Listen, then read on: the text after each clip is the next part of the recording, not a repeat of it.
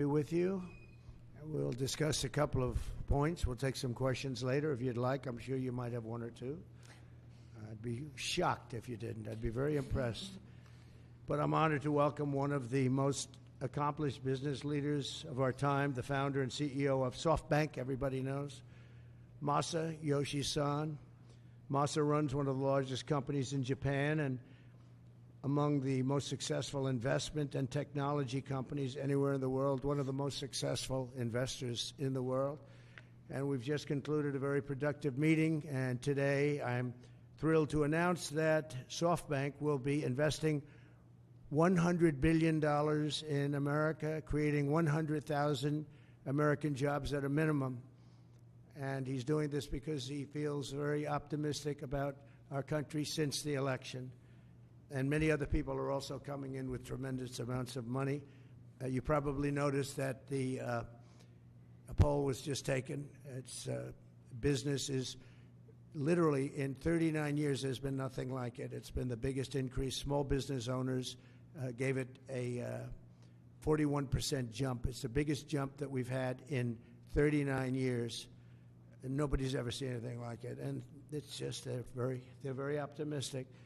This historic investment is a monumental demonstration of confidence in America's future, and it will help ensure that artificial intelligence, emerging technologies, and other industries of tomorrow are built, created, and grown right here in the USA. One of the beautiful things about Masa is he's very much involved with emerging technology. He probably knows it maybe better than almost anybody. So it's a great honor, and some of you remember after the 2016 election, also SoftBank committed to invest $50 billion in our country, and they did. And I'm very pleased to say that they kept that promise in every way, shape, and form, and now they're looking to do 100, and I've looked at their books. They do have the possibility of doing more. I'm going to ask them to do a little bit more, but first I'm going to ask him to speak and just to say a few words. Masa, please. Thank you. Thank you very much. Appreciate it. Thank you, Howard. Thank you so much. I'm very, very excited. I would really like to celebrate the great victory of President Trump. And my confidence level to the economy of the United States has tremendously increased with his victory. So because of that, I'm now excited to commit this $100 billion and 100,000 jobs into the United States. This is double of last time, as President Trump said. Because I say, oh, President Trump is a double-down president. I'm going to have to double down, $100 billion and 100,000 jobs. This is, my confidence level, because that has doubled down. So I am truly excited to make this happen. And of course, business is important. Technology is important.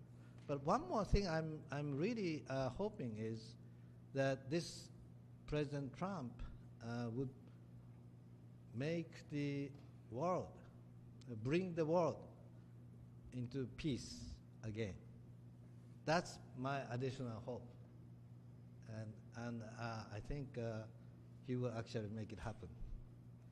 So anyway, I'm excited to go, and we were discussing, and President Trump said, Masa, double down is not enough. Maybe, go for more, right? That's what I'm going to ask him right now. Would you make it $200 billion and say he can actually, believe it or not, he can actually afford to do that. Would you do that? Well, my promise is 100, but, he's now asking to do more. I think, with your leadership, my partnership with you, with your support, I will try to make it happen. That's good. All right. 200. He'll make it happen. 200 million investment. He is a great negotiator. He's a brilliant guy and did an unbelievable job, and the people of Japan and all over the world are very proud of him. They have tremendous respect for him. So when he does what he just did, and I would be surprised if it didn't go to 2. And when you say you'll try, I know you'll do it. I will really try. And I need your support, though. You'll have my support. All right. You'll have our country's support. Oh, fantastic. Thank you, Masa, very much. Fantastic. Appreciate it. Thank you. Thank Do you. you want to Great say hello event. to the people of Japan who are all watching? Well, I'm sure our people in Japan are proud to make the partnership of U.S. and Japan be stronger. And I'm very excited to make this happen. Thank you very much. Thank you, Masa. Thank you. Thank you. Thank you. Thank you. Great job. Thank you. It's amazing. It's a great gentleman, a great leader, and a great investor. So to have that offer made, and we have so many companies coming in now that will be announcing, or that will announce themselves. We don't have to be with them to do it, but they'll be announcing. And as I said, small business optimism took a 41-point jump. 41 points. It went up 41 points. That's unheard of. And that's the biggest they think in recorded history, but they know at least a minimum of 39 years. So that's great. But on behalf of the American people, I want to thank Masa for his faith in what's happening with our country and what's happening with the world. There's a whole light over the entire world. Many people, some reporters, in speaking to them, they said, it actually is true. A couple of them are not necessarily friends of mine, but they said it is actually true that there's a light shining over the world. We're trying to help very strongly in getting the hostages back, as you know, with Israel and the Middle East. We're working very much on that. We're trying to get the war stopped, that horrible war that's going on in Ukraine, with Russia, Ukraine. We're going to, we've got a little progress. It's a tough one. It's a nasty one.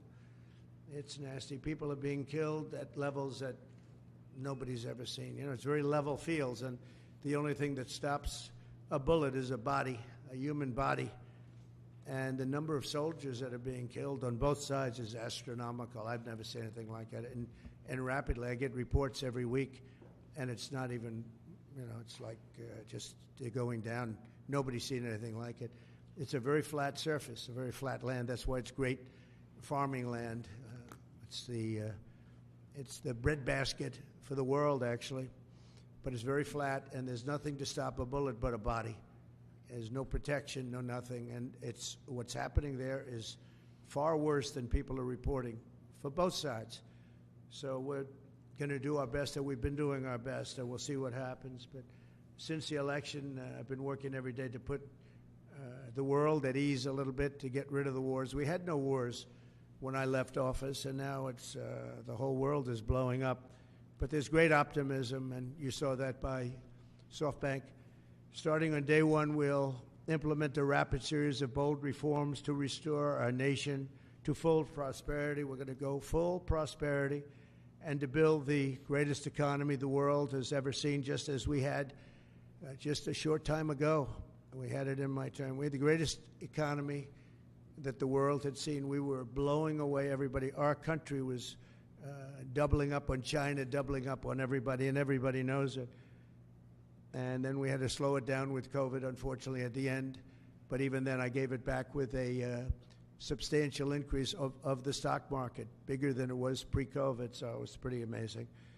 Already preparations are underway to slash massive numbers of job-killing regulations, eliminating 10 old regulations for every new one. You put a new regulation on, you have to get rid of 10, and we'll be able to do it. And that was about the percentage we had. We cut more regulations than any president has ever cut, by far, actually, by approximately 5 times. Some of those regulations, unfortunately, were put back on, but we'll catch up very quickly. We'll catch up with it. One of the things I'd like to ask the Biden administration, as you probably heard, there are 2 events that took place. We're talking about a friendly takeover, a friendly transition, as they like to say. This is a friendly transition, and it is, but there are 2 events that took place that I think are very terrible. One is that if people don't come back to work, come back into the office, they're going to be dismissed. And somebody in the Biden administration gave a 5-year waiver of that, so that for 5 years people don't have to come back into the office. It involved 49,000 people. For 5 years, they don't have to go. They just signed this thing. It's ridiculous. So it was like a gift to a union, and we're going to obviously be in court to stop it. The other thing is really terrible. We spent a tremendous amount of money on building the wall. The wall was designed specifically by the Border Patrol because it's very hard to climb. They need to have see-through. They need it to be steel because you can't cut. It's very powerful steel. It's very hard steel. It's a special type of steel, but very, very hard to cut. Inside the steel, as you know, we pour concrete, and that's a grade 10 concrete, which is a very strong concrete, very as though you were building about a 60-story building. It's very powerful concrete. They've made tremendous technology advances in the word concrete. Who would think that? But I know that from the construction industry. Today, what you can do with concrete is incredible. So we have a very strong concrete. And then we have a rebar. We put rebar inside the concrete, and the rebar likewise is very hard to cut. So it's a very expensive process, very expensive wall. And then we put a anti-climb plate on the top. You saw that. And I didn't like the look of it, but then when I watched, we had people testing. We had mountain climbers actually testing, and they were not able to get over the anti-climb plate. So I said, all right, I guess we're going to put it on. That plate on top, which I never loved the look of it, but it works so unbelievably well, you have to do it. So we spent a lot of money on building it, and we have hundreds of miles that we put up. A lot of people don't realize, but we did 571 miles of wall. That's why we had such good records, in addition to the fact that Mexico helped us with their military. They kept people out, and they were actually very good under the past leader. But now we ordered an additional 200 miles of wall. It's very expensive, and now it's about double the price of what it would have been 6 years ago. And the administration is trying to sell it for 5 cents on the dollar, knowing that we're getting ready to put it up. And what they're doing is really an act. It's almost a criminal act. They know we're going to use it, and if we don't have it, we're going to have to rebuild it, and it'll cost double what it cost years ago, and that's hundreds of millions of dollars, because you're talking about a lot of wall. I built much more than I said I was going to build, but then after it was built, I said, you know, we can do some more because it's sort of like water, people flow through, and that will pretty much really take care of it. And what happened is they just, as you see, they're trying to sell it for 5 cents on the dollar, and that's really, that has nothing to do with a smooth transition. That has to do with people really trying to stop our nation. And all it means really is that we're going to spend hundreds of millions of dollars more, not even talking about the time. Time would be pretty long, but we'll spend hundreds of millions of dollars more on building the same wall that we already have. And people have already come back to us that have deals at 5 cents and 4 cents, and one guy at 3 cents on the dollar, and they offered to sell it back to us at more money than it cost us to build substantially. Can you believe it? So they make a deal with the United States to buy it for pennies, and then they call us and they say, do you want to buy it back? We'll sell it back to you for hundreds of dollars a foot. Hundreds of dollars, from pennies to hundreds of dollars a foot. And we can't let this take place. Now, we're going to go. I spoke with the Attorney General of Texas. I spoke to the senators of Texas. I spoke to a lot of people, and hopefully they'll be able to stop. We're going to be, having a restraining order. But just think about how ridiculous it is. And this is just people that don't want this country to succeed. And this has nothing to do with Democrat or Republican. This has to do with common sense. We won on common sense, and this is maybe one of the most egregious examples I've seen. So the people that are buying it or trying to buy it are trying to make a deal with us to sell it back at hundreds of times more than we paid. And this is all because the Democrats. So I'm asking today Joe Biden to please stop selling the wall. We're going to use that to create a strong barrier, and it worked. That's why our numbers were so good. It really worked, and it worked well. And it's very expensive to do. And I'm asking Joe Biden to stop his people from giving it away. It's something that people can't even believe is happening. So hopefully Joe will be able to stop it. We'll soon unleash American energy, and this will be done at levels not seen before, issuing quick approvals for pipelines, drilling, and other infrastructure. It'll be clean energy, and we'll bring in the price of electricity, and we're going to bring it down fast. We're also going to create clean coal. Clean coal is something that has really taken over. We have coal that will last for over 1,000 years. We have so much coal, and with a process, it becomes clean coal. It's very powerful energy, unlike wind. It's very, very powerful, and we're going to be doing a lot of clean coal for the people of West Virginia and others, Wyoming, so many states. We have great states, and they'll be happy to hear it. But we're going to be very much into clean coal. I don't ever use the word coal. I use the word clean coal. And I'll keep my promise to pass historic tax cuts for American families, workers, and businesses that create jobs in America. As you know, we're giving tax cuts if they do it here. We brought it down from 44%, 42%. In some cases, it was 39%. We brought it all the way down to 21%. And now we're bringing it down to 15%, but only if they make their product, their car, or whatever they're doing in the United States and the U.S., and people are thrilled. I've had the smartest people on Wall Street call me. They said, "Where'd you get that idea?" And it doesn't seem that complicated, right? But it's nobody. It's like the paper clip. Nobody ever thought of it. One guy thought of it. Everybody looked at it. They said, "Wow, that was a good idea. Why didn't I think of it?" But we're bringing it down 6 more points, and that will put us really at the best level we've ever had for bringing in business. We've never been down to that level. We'll be among the lowest taxed states, and a lot of businesses are going to come in. Between that and our taxing and tariff policies, we're going to have business like nobody's ever seen in this country before. That's why we're, having a 41-year record in optimism from small businesses and big businesses. And I'll keep my promise to pass historic tax cuts for families, workers, and businesses that create jobs in America. Any business that invests $1 billion or more in the United States will be eligible for fully expedited permits and approvals, including environmental approvals from the federal government. So when companies come in, if they're going to invest $1 billion or more, there'll be many of them, and they'll go into Detroit, and they'll go into a lot of places where we want them. You saw how well I did with the auto workers. We did unbelievably. You saw how well we did with the Teamsters, and also the non-union were record 98%, 97%. Nobody's ever got numbers like that because we're bringing business back, and they're all coming back.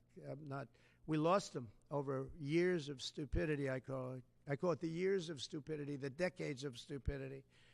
Through the Department of Government Efficiency, Elon Musk has been working very hard with various people, including Vivek. We'll going to eliminate hundreds of billions of dollars of waste and fraud, and I can only tell you, I'll give you a little early report, they're finding things that you wouldn't even believe. So we're looking to save maybe $2 trillion, and it'll have no impact. Actually, it'll make life better, but it'll have no impact on people. It's not like we will never cut Social Security, things like that. It's just waste, fraud, and abuse. And we'll immediately restore the sovereign borders of the United States and stop illegal immigration, which is costing us, I believe, trillions of dollars a year. I think it's a cost that nobody's ever seen anything like it. I don't know how can you be satisfied releasing prisoners into the United States. Think of this. You're releasing prisoners from jails all over the world, not just in South America. From the Congo, I would talk about it all the time. They're a very big sender of people. But from all over the world, they're sending prisoners out of their jails. Some of their jails are empty, and they will be empty soon if this ever continued. I spoke with the president of Mexico, and as you know, I spoke with Justin Trudeau of Canada, and we told them it's not fair, not right. You can't let these people come into our country. And they understand they're very much on notice, and they're going to have to stop this from happening. They're going to have to stop it. We lose a lot of money to Mexico. We lose a lot of money to Canada, tremendous amount. We're subsidizing Canada. We're subsidizing Mexico. That can't go on. And I get along with the people of Mexico and Canada very well, but we can't let that happen. Why are we supporting and giving other countries hundreds of billions of dollars? It's not fair. It's not right. And the people of Mexico and Canada fully understand that. We've talked about it before, but now we're doing something about it. We started, and then we had to fix the COVID situation, and that's what we did. But now we're doing it. We're doing it from the beginning. Howard will be largely in charge. We'll be working on it together. Howard's terrific. He's done a fantastic job, and he's really helped us a lot with transition. I think we have fantastic people coming in. So all of these policies will help us rapidly defeat inflation, create millions of new jobs, and put money in the pockets of the hardworking families of our country, pay off debt. We're going to be paying off a tremendous amount of debt. We're $36 trillion. You don't want to be there.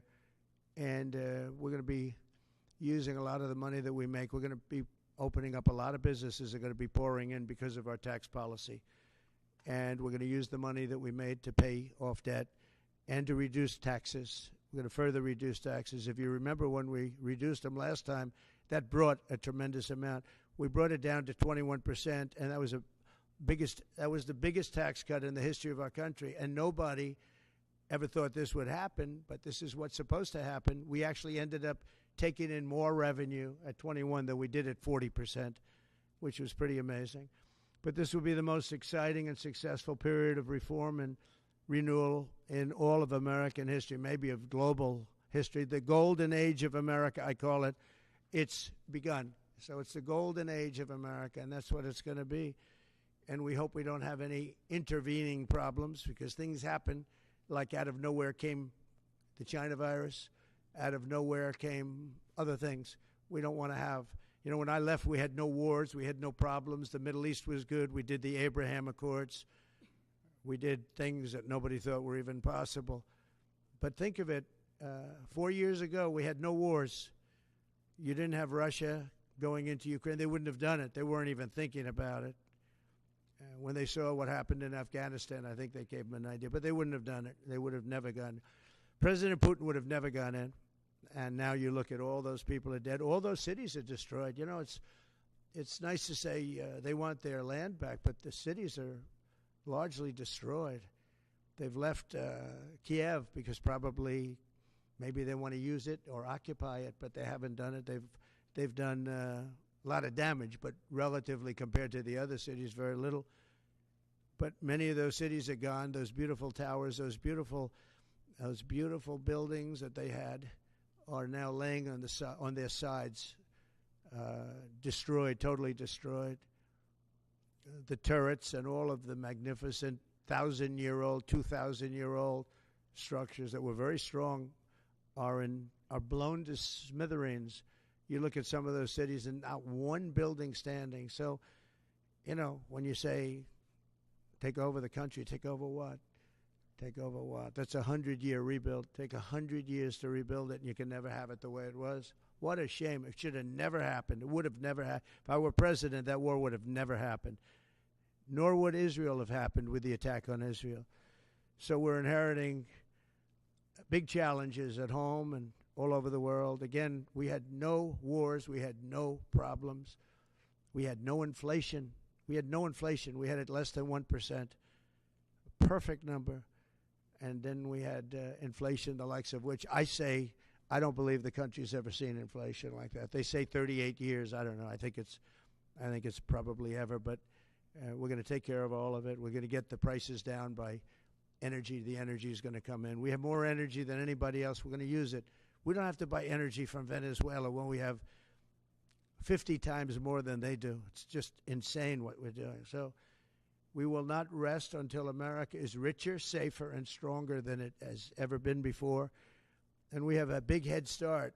Last time we didn't. And last time we didn't know the people. We didn't know a lot of things. But by the time we got it up and going, it was incredible. Again, we built the greatest economy in history for that period of time.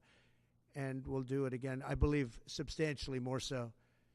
Because we understand, number one, the people of Washington. I know them. I didn't know any of them virtually. I relied on other people for recommendations. Some were very good recommendations. We had some great people. Bob Lighthizer, I thought, was great. We had a lot of great people.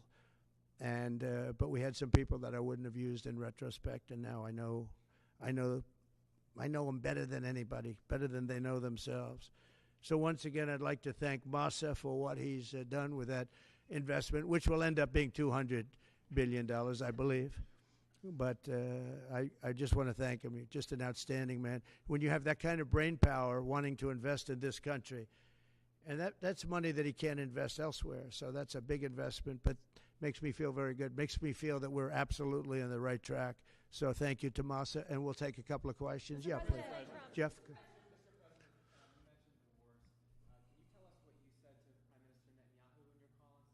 Yeah. Well, I'm not going to comment on the Putin question, but I will comment on Bibi. We had a very good talk. We discussed what is going to happen, and I'll be very available on January 20th, and we'll see. As you know, I gave warning that if these hostages aren't back home by that date, all hell's going to break out, and very strong. But we generally just discussed. I asked him, where are things? Mike Waltz they're doing a great job, by the way. Everybody is very happy. I think he's doing a fantastic job. But he was very much involved in the call. But it was a recap call more than anything else. President Trump, do you plan to stop the ban on TikTok next month? Who? How do you plan to stop the ban on TikTok next month? We'll take a look at TikTok. You know, I have a warm spot in my heart for TikTok because I won youth by 34 points. And there are those that say that TikTok has something to do with that. Now, Joe Rogan did, and some of the other people that were recommended by my son Barron, he knew names. I said, who is that? Tell me, who's that? Dad, you got to be kidding. I can't believe you don't know.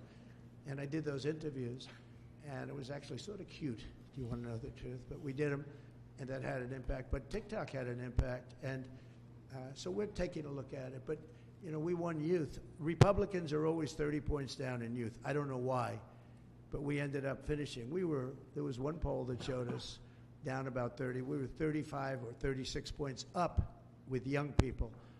So I have a little bit of a warm spot in my heart. I'll be honest. Yes, President. Are you entertaining the idea of preemptive strikes against Iran's nuclear facilities?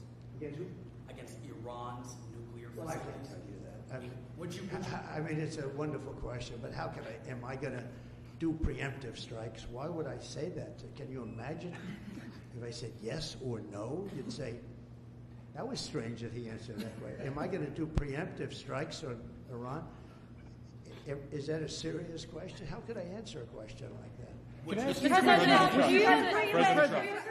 Say it? Would you be in support of Israeli strikes on Iran's nuclear How could I facilities? tell you a thing like that now? It's just so you don't talk about that before something may or may not happen. You know, just I don't want to insult you. I just think it's just not something that I would ever answer having to do with there or any other place in the world. President Trump. President Trump. Time magazine interview. Can I ask, just clearly, do you believe there's a connection between vaccines and autism? Do you believe there's a link? Well, I don't look. Right now, you have some very brilliant people looking at it. I had dinner the other night with the head of Pfizer, the head of Eli Lilly, and RFK, as you know, and Oz. And we had, and other people within the administration that are involved in the medical. And we're looking to find, you know, if you look at autism, so 30 years ago I've heard numbers of like 1 in 200,000, 1 in 100,000. And now I'm hearing numbers of 1 in 100. So something's wrong. There's something wrong. And we're going to find out about it. What about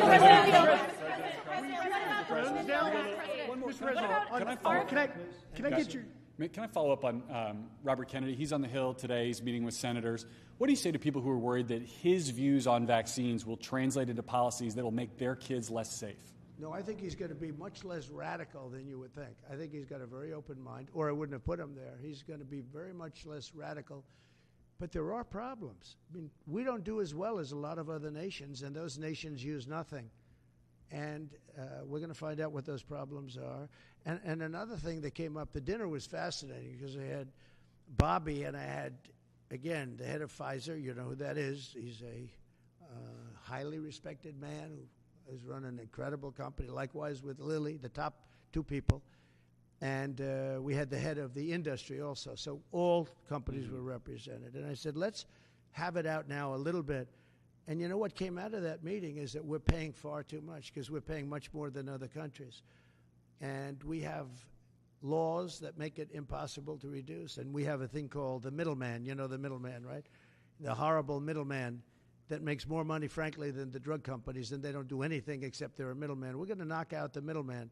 I'm going to be very unpopular after that statement. Mr. President. I don't know who these middlemen are, but they are rich as hell. And we're going to knock out the middlemen. We're going to get drug costs down at levels that nobody has ever seen before. And that really, I tell you, we spent more time talking about that with Bobby and with the executives and Oz, all of them. We spent more time talking about that than anything else. Thanks, President Trump. What about the polio vaccine? Well, I'm a big believer in it, and I think everything should be looked at, but I'm a big believer in the polio vaccine, the Salk vaccine. Do you think schools should mandate vaccines? Do you think schools should mandate vaccines? I don't like mandates. I'm not a big mandate person. So, you know, I was against mandates. Mostly Democrat governors did the mandates, and they did a very poor thing. It was, you know, in retrospect, they made a big mistake having to do with the education of children. You know, they lost like a year, 2 years of their lives. The mandate was a bad thing. I was against the mandate. So is that something you'd want to... Mr. President, Yes, please. do you expect Ron DeSantis to appoint Laura Trump to Senator Marco Rubio's seat? No, I don't. I probably don't, but I don't know. Ron's doing a good job. That's his choice, nothing to do with me. Laura's unbelievable. I mean, she was incredible. The job she did at the RNC as chairman, along with Michael Watley, the combination. But I can just speak for Laura. She is so highly respected by women. I mean, even her workout routines are through the roof. She lifts 150 pounds. I don't know how the hell she does it. She's a bad example for men and women sports. Because I wouldn't be able to beat her, I don't believe. I'd try like hell. But, no, she's an incredible woman. And, you know, it's funny. People oftentimes talk about nepotism. I never had. When I put her there, people said, how did you get her to do it? You know, she could have run for the Senate in North Carolina. Ted Budd would be the first to say.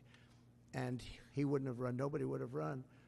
And she just said, no, I want to really focus on my children. When the election, and my family, she has a great family. When the election started getting closer, I asked her, would she go to Washington and work on the, as chairman of the committee along with Michael Watley. And they did such an unbelievable job, especially on cheating. They stopped it, or at least they stymied it. Too big to rig. And we won in a landslide. You know, we won tremendously. She did an amazing job. Now Ron is going to have to make, because Marco has been really a star already, and we haven't started, but you know, we see signs of from some people, or very early, we see signs of stardom, and Marco has done incredibly. He's sort of born for it. It was such an easy decision. The Marco decision was such an easy, but he leaves a vacancy in Florida, and Ron's going to have to make that decision, and he'll make the right decision. I also know that Laura's got so many other things. I mean, she's got so many other things. People want her to be on television. They want to give her contracts. You know, her predominant thought is our country and her family. Those are her thoughts. But she's got so many other things that she's talking about. Mr. President. He'll make the right decision. Mr. President. Mr. President. Should senators who oppose your nominees, your cabinet nominees, should they be primary? If they are unreasonable, I'll give you a different answer, an answer that you'll be shocked to hear.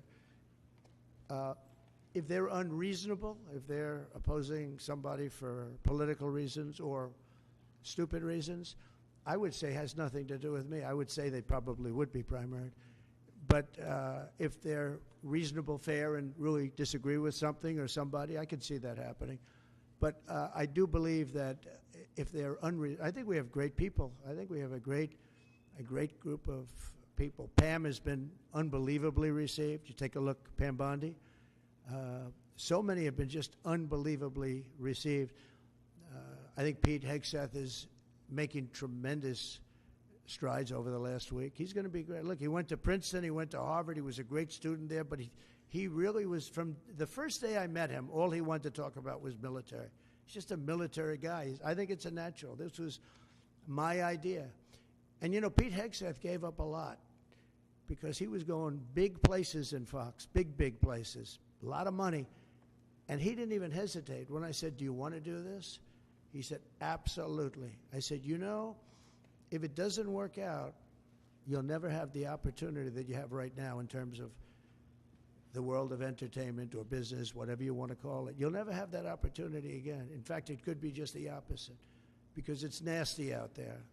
He said, I don't care. I have to do it for my country. He gave up a tremendous amount. If this didn't work, it would be a tragedy.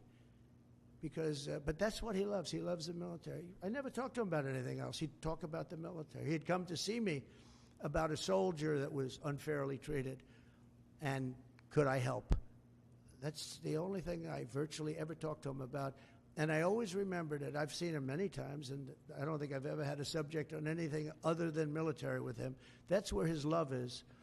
And he didn't say, well, I'd like to think about it. I'd like to talk to my family.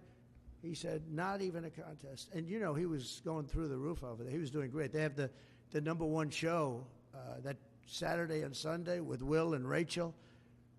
That was great chemistry. And if this didn't work out for him, it would be actually sort of tragic.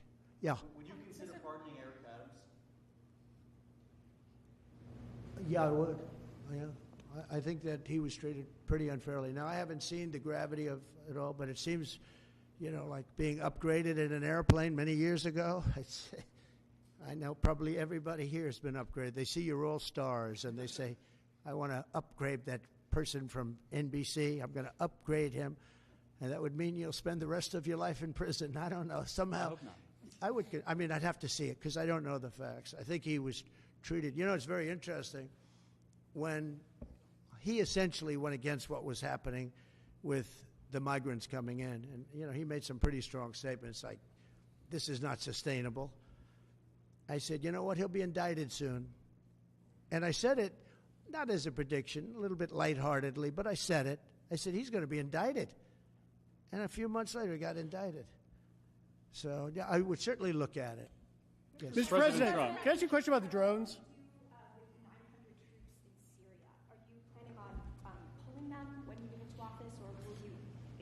Well, you know, we had 5,000 troops along the border, and I asked a couple of generals, so we have an army of 250,000 in Syria, and you had an army of 400,000. They have many more people than that. Turkey is a major force, by the way, and Erdogan is somebody I got along with great, but he has a major military force, and his has not been worn out with war.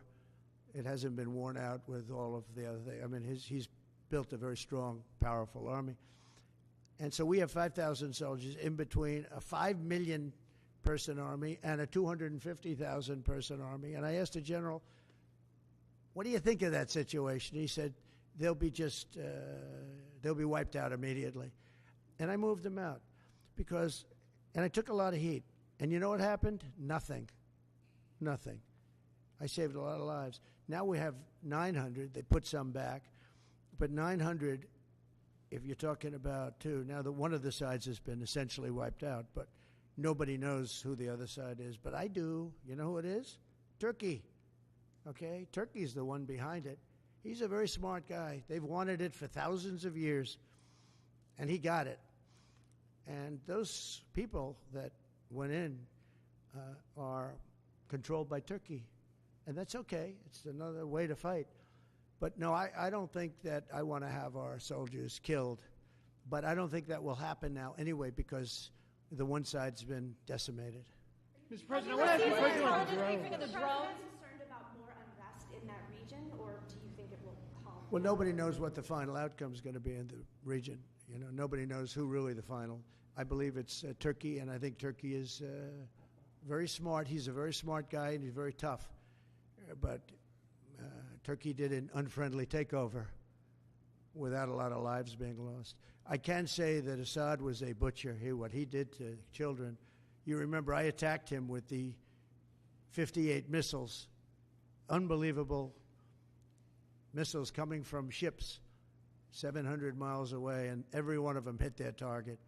But I did that. That was the red line in the sand. Obama drew it, and then he refused to honor what he did. He said, if anybody goes across the red line, and Assad killed many more children after that, and Obama did nothing, but I did.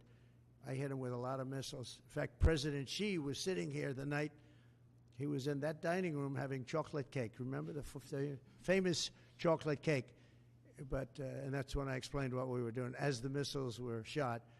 And it was amazing as to precision, because every one of those missiles hit its target from a long distance away.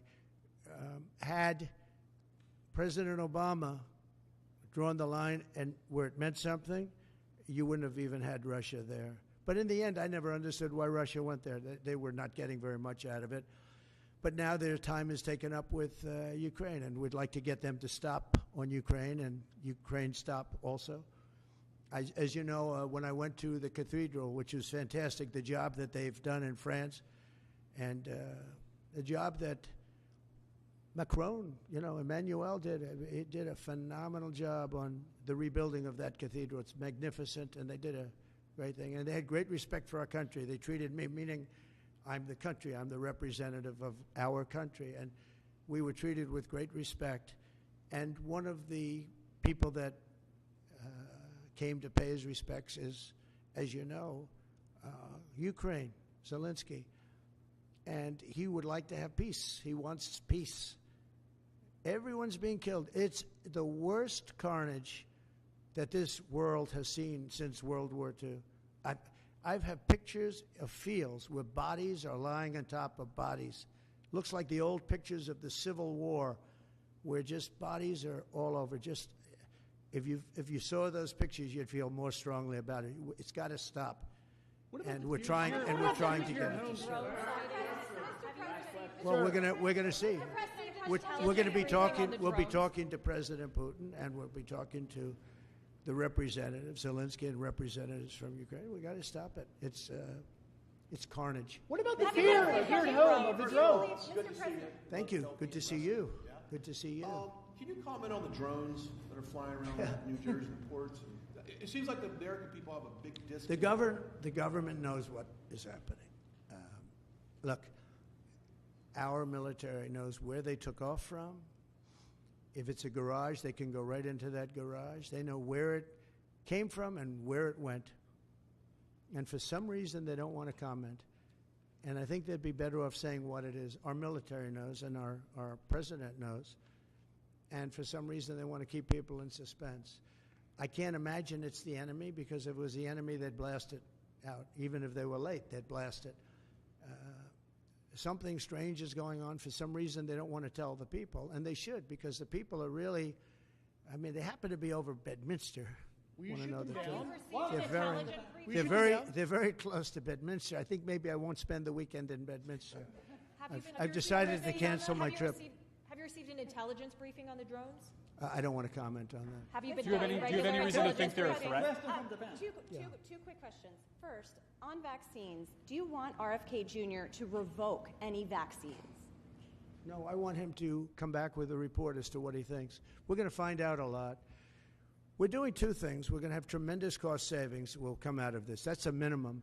And we're also going to have, and I think, very serious discussions about certain things, whether it's pesticides. Europe doesn't use pesticides, and yet they have a better mortality rate than we do. They don't use pesticides. In fact, they use it as an excuse not to take our farm product. We spend billions and billions of dollars on pesticides, and something bad's happening. Again, you take a look at autism today versus 20, 25 years ago. It's like not even believable. So we're going to have reports. No, nothing's going to happen very quickly. I think you're going to find that Bobby he's a very rational guy. I found him to be very rational. No, nothing, you're not going to lose the polio vaccine. That's not going to happen. I saw what happened with the polio. I have friends that were very much affected by that. I have friends from many years ago, and they have, obviously, they're still in not such good shape because of it. No, that was, and many people died. And the moment they took that vaccine, it ended. Dr. Jonas Salk did a great job, so I don't anticipate that at all. But we're going to look into finding why is the autism rate so much higher than it was 20, 25, 30 years ago. I mean, it's 100 times higher. There's something wrong, and we're going to try finding that. We're also going to find out why are we paying more than other countries.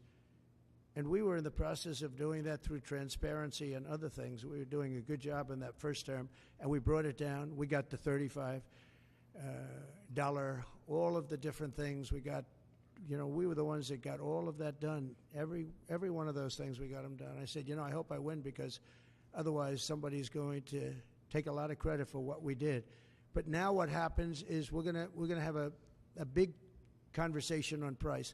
Why is it that Germany and UK and other countries are paying so much more for the same box of medicine made in the same plant? Why is it that we're paying many times more? And I know the answer, because our government didn't do what they were supposed to do. And what I put in place was terminated unexpectedly by the Biden administration, and they shouldn't have terminated it. It would have had a huge impact. And Mr. President, one quick question. On Ukraine, you mentioned that some of the areas are already decimated. Do you believe that Ukraine should cede territory to Russia? Well, I'm going to let you know that after I have my first meeting.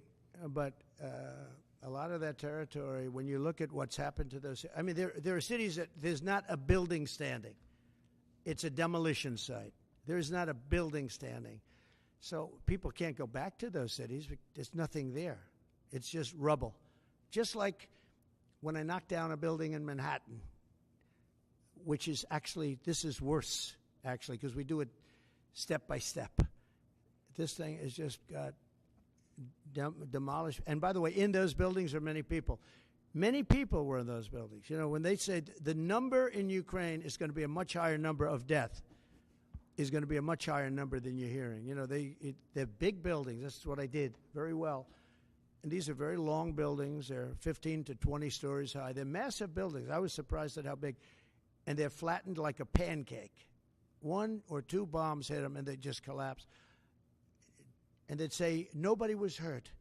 Well, nobody knows who was in those buildings. There were a lot of people in those buildings. They're going to find that when they start doing the removal. Many more people are being killed in the Ukraine war with Russia than is being reported, and that includes soldiers. The soldiers are being, it's a carnage that we haven't seen since the Second World War. It's got to be stopped. And I'm doing my best to stop it. Yeah, please, go ahead. You had a meeting with Mrs. Abe yesterday, but Japanese Prime Minister Mrs. Abe, and Japanese Prime Minister Ishiba is hoping to have a meeting anytime soon. I will do that. In fact, I sent him a memento. I sent him a book, the Prime Minister.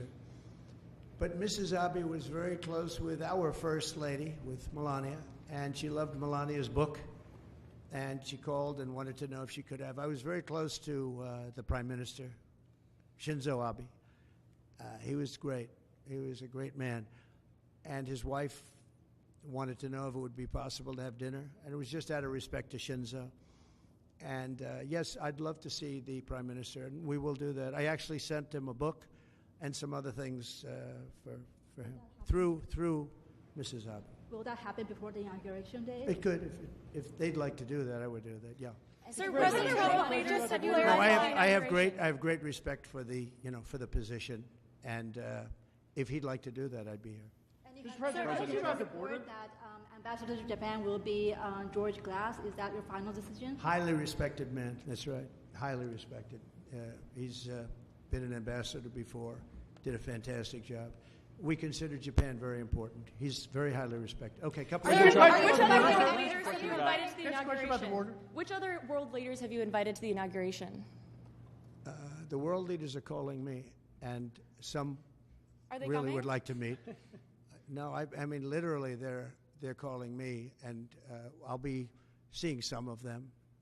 I think it's rude not to. I mean, it's hard to say I'm not going to see you, and I've spoken to way over 100 where they called to congratulate on not only the election but the size of the election, the extent of the victory. And they were great. I mean, I spoke to over 100 countries. You wouldn't believe how many countries there are. And I'm trying with the best I can to get back to everybody, but there are a lot of countries, and every one of them, literally everyone called, and it was very nice. So, yeah, I'd see some if some felt it was an emergency. I've seen, as you know, I've seen President Zelensky. He came to France while I was there for the cathedral opening. They actually had about 70 presidents and prime ministers, and in one case, a king. We saw some great people. I also met with William, and I was very impressed by William. I think William is terrific. I was very impressed by William. As you know, I met with him, too. Are you just President Trump, Did you invite Zelensky to the inauguration? No, but if you'd like to come, I'd like to have him. I mean, I didn't invite him, no. Are you President disappointed Trump, China can I ask you a Xi question can't about come to the conversation on inauguration? board? Are you disappointed that China Xi won't be at the inauguration? I don't know that he won't be at the inauguration. I mean, I haven't really spoken to him about it. I don't know that, actually. I would say that if he'd like to come, I'd love to have him. But there's been nothing much discussed. I have had discussions with him, letters, et cetera, at a very high level. You know, we had a very good relationship until COVID. COVID didn't end the relationship, but it was a bridge too far for me. But if he'd like to come, I'd certainly be. Have you spoken to Venezuela? He hasn't, just so you understand, he hasn't said one way or the other. Because a lot of people say he won't come, he will come. People think he will come, he won't come. It's something we barely discussed, just about didn't discuss. But I have had, especially through letters, some very good conversations. Have you had conversations with Venezuela? You know, because China and the United States can together solve all of the problems of the world, if you think about it. So it's very important. And, you know, he was a friend of mine. I mean, he was here for a long time, right in that spot, except sitting in a very comfortable chair. He wasn't standing like you are. But we spent hours and hours talking. And, you know, he's an amazing guy. Have you spoken to Venezuela? The press hates when I say that, but he's an amazing person. Have you spoken to anyone in President Venezuela? Trump, can I ask you On about the border. If I could just ask you on the border. Hold on one second, Gary. shooting, Real quick. The United Healthcare shooting, the I think shooting of the it's CEO. terrible. Can you give us your thoughts about that? And what do you make of Well, the I reaction think it's around the terrible. suspected shooter? Does that tell you anything about how people I think it's a about healthcare? terrible thing. I think it's really terrible that some people seem to admire him, like him. And I was happy to see that it wasn't specific to this gentleman that was killed. It's just an overall sickness as opposed to a specific sickness. That was a terrible thing. It was cold-blooded, just a cold-blooded, horrible killing. And how people can like this guy is, that's a sickness, actually. That's really very bad, especially the way it was done. It was so bad, right in the back. And very bad, thing like that, you can't believe that some people, and maybe it's fake news, I don't know. It's hard to believe that that can even be thought of, but it seems that there's a certain appetite for him. I don't get it. Yeah, please. Could you just comment on? I want to expand on the defamation lawsuits. Could you see moving that to other people with individual platforms, social media influencers, people that... Or newspapers, yeah. Yeah. Yeah. Oh, I do. I think you have to do it because they're very dishonest. We need a great media. We need a fair media. We need, it's very important. And we need borders. We need walls, but we need borders, and we need fair elections. You look at California, millions and millions of ballots were sent out. They're still counting the vote in California with the machines. They're counting the vote. If you had paper ballots, the votes would have been counted 4 weeks ago, 3 weeks ago. Now, you need fair elections, you need borders, and you need a fair press. And the press is, no, I see others. I have a few others that I'm doing. I'm going to, as an example, I'm doing this not because I want to. I'm doing this because I feel I have an obligation to. I'm going to be bringing one against the people in Iowa, their newspaper, which had a very, very good pollster who got me right all the time.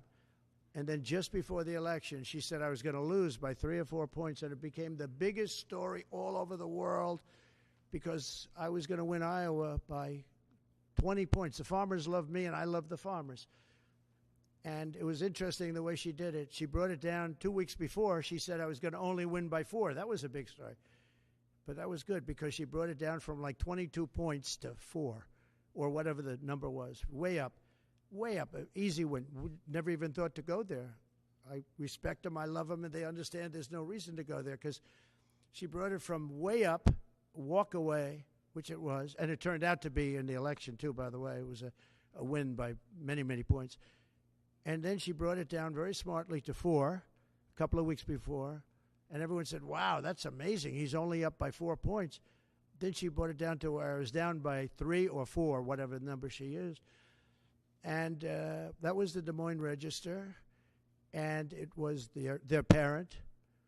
And in my opinion, it was fraud and it was election interference. You know, she's gotten me right always. She's a very good pollster. She knows what she was doing. And she then quit before. And we'll probably be filing a major lawsuit against them today or tomorrow.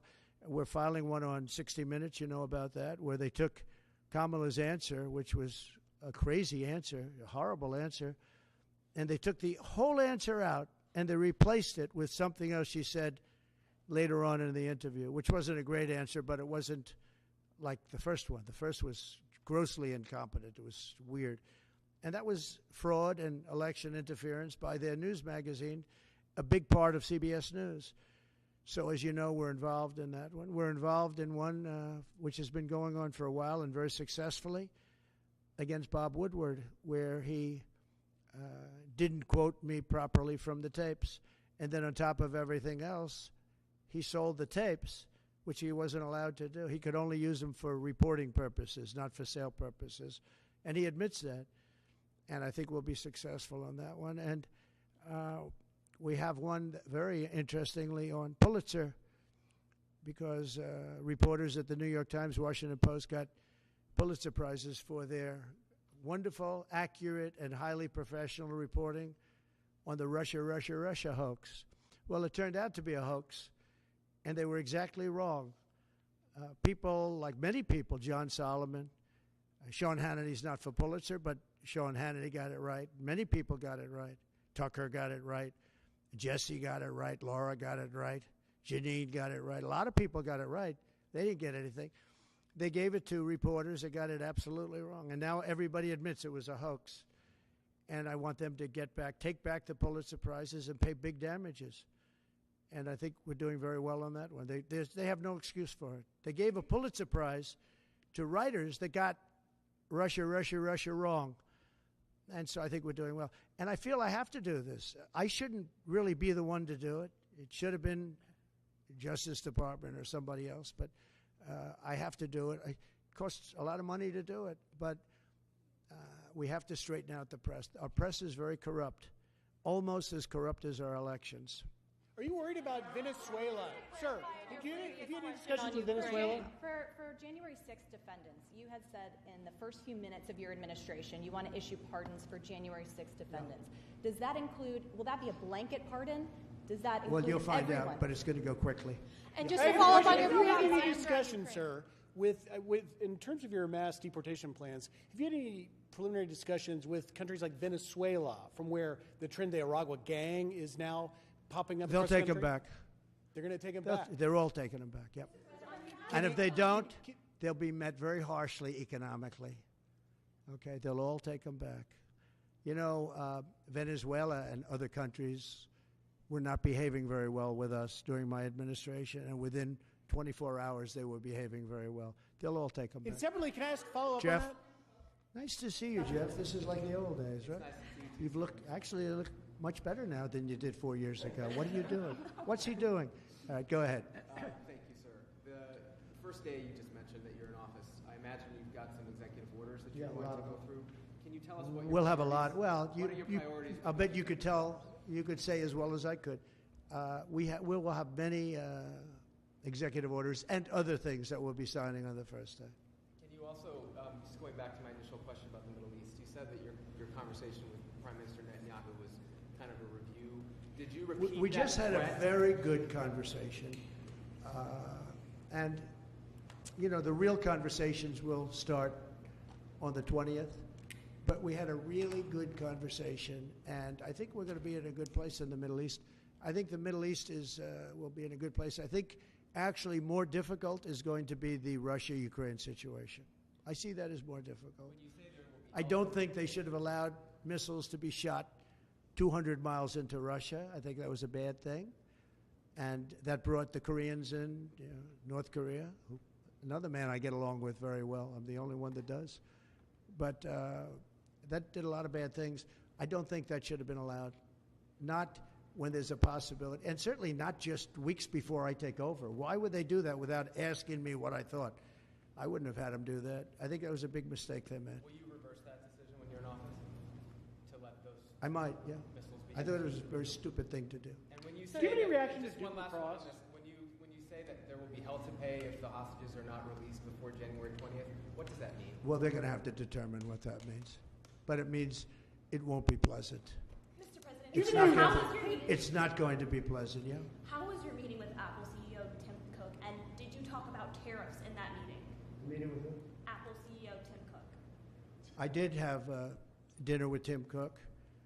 I had dinner with sort of almost all of them, and the rest are coming. And this is one of the big differences, I think, between, we were talking about it before, one of the big differences between the first term. In the first term, everybody was fighting me. In this term, everybody wants to be my friend. I don't know. My personality changed or something. But I had, as you know, I had Sundar from Google, but I also had Sergey. Nobody reported that. Sergey is the owner, the primary owner, along with his friend, as you know. And Sergey was here also. I can't believe you didn't pick that one up. Nobody picked that up. But I will tell you, no, it's a big difference. The big difference is that the first time everybody was fighting me on all fronts. And we had a great administration. We got the biggest tax cuts in history, rebuilt the military. Too much of it was given away to Afghanistan, stupidly given away, horribly given away. I think that's one of the reasons that Putin went in to Ukraine when he saw the stupidity of Milley and these guys. They're stupid people, very stupid people. If they didn't do such a bad, we were pulling out of Afghanistan, but I would have pulled out with dignity and strength. They wouldn't be having parades, I guarantee you, showing our equipment that they left behind, because we weren't going to leave any equipment behind, not 10 cents. We were going to take every screw and every bolt. Yeah, the biggest difference is that people want to get along with me this time. Well, they've gone through 4 years, and, it wasn't easy for me, but it wasn't easy for them either. And that's a great thing, though. Getting along is a great thing. So Tim Cook was here. I think he's done an incredible job at Apple, and he talked about the future of Apple. It's going to be a bright future. But we have many others also, and not in that business. And we do have Jeff Bezos, Amazon, coming in sometime during the week. I look forward to that. We have a lot of great executives coming in. The top executives, the top bankers, they're all calling. And honestly, in the first time, I don't know what it was. It's like a complete opposite. In the first one, and the press has covered that fairly, actually, for change. The first one, they were very hostile. And maybe it was my fault, but I don't really think so. They were just very right from the beginning. And this one is much less hostile. It's really the opposite of hostile. Can I get your reaction? Well, you on are free to Duke give Lacrosse, up a sir? thought. I know that you had some, I believe, involvement 18 years ago with the students at Duke accused of rape in the lacrosse. Now we have this development. I thought it was a hoax when it happened, the Duke situation. I didn't believe the woman, as you know. And they destroyed the lives of these kids. They destroyed, and I don't care what they got. Their lives have been destroyed. Their lives have been shortened by what took place. And now the woman admitted that it never happened. That is a horrible. And as you know, I took a lot of heat when I said that this did not happen.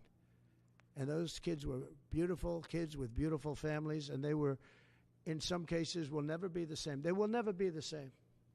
Have you talked to them by chance? Your thoughts on the Postal Service?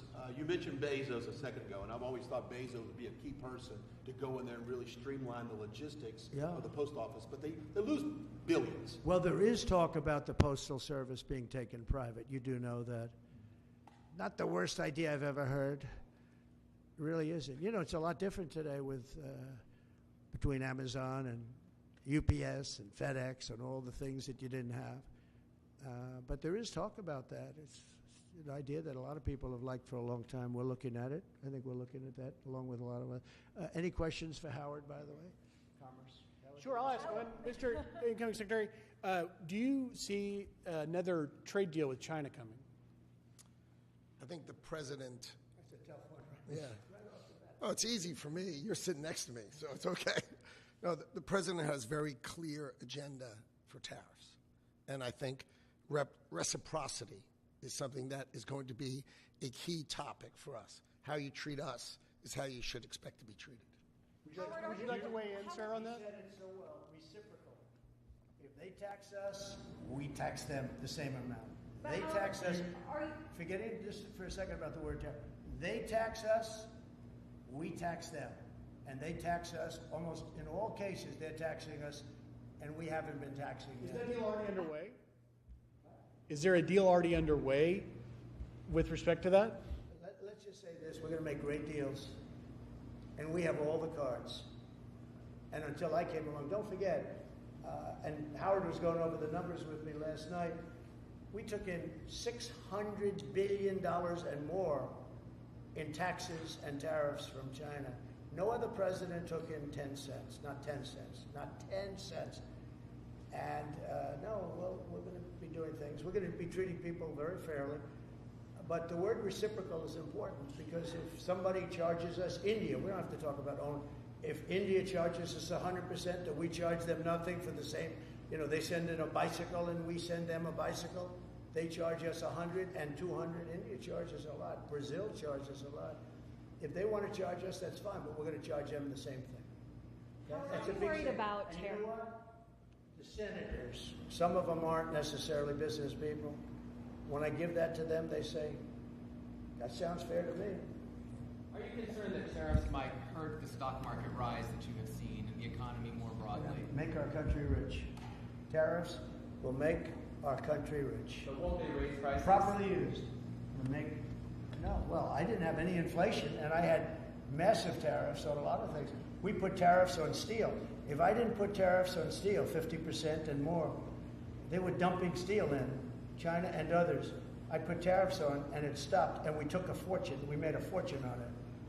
Tariffs, properly used, which we will do, and being reciprocal with other nations, but it'll make our country rich. Our country right now loses to everybody.